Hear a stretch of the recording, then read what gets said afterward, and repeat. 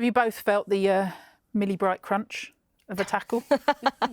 Yeah, quite a few times. No, I think she's really impressed me over the last sort of 10 years of her career in terms of the consistency. You know, since joining Chelsea, she's settled in so well, taking on the armband, taking on, you know, a huge role. And I don't think people give her enough credit for how hard it is to continuously win and drive the standards. She's been very vocal that she is the person sometimes who suffers because she's driving standards every day, and that's what it takes to win. And there's a bit John Terry about her.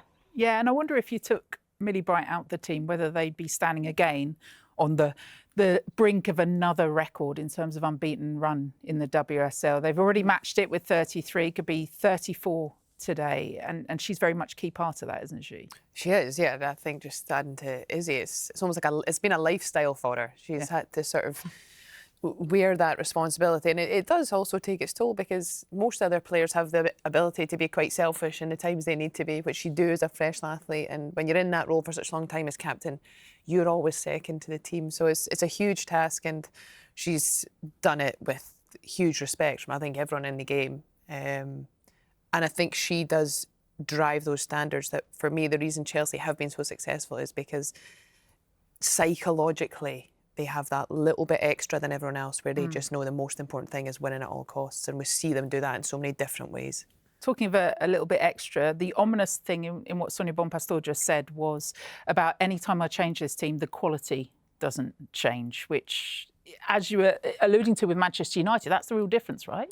Yeah, and being able to rotate, you know, 4 centre-backs, you know, 2 played midweek, 2 fresh ones come in today, Natalie Bjorn and Millie Bright. And yeah, that's exactly what, you know, Bonpastor alludes to there, having the ability to train 11v11 in training and earn the place, and having the healthy competition, which is also a phrase that she used, spot on, because also having so many stars in the team, so many players of the highest level, could also be quite disruptive culturally. And that's another thing which I think Millie Bright does really well. She manages and balances the culture out there, and you can see that it's successful without being inside their camp.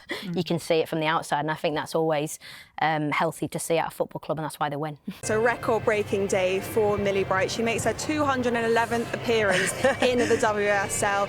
Just talk to me about the impact that she's had on women's football, but also in particular for Chelsea. Yeah, it's incredible, and there's no coincidence that she's played the most minutes in the unbeaten run for Chelsea than any other player. So, you know, we always talk about Chelsea with the attack and the flair and the goals, but, you know, with Millie's stats, you know, the dominance does start at the back with her. She's just, you know, she's synonymous with everything that Chelsea do, and she's a real icon ambassador. I can't speak highly enough of her, having played with her, just the leader that she's grown into. So big accolades. It's a tough thing to do that. It sounds like I'm retiring her as well. She's probably got more appearances. Yeah, way more to go.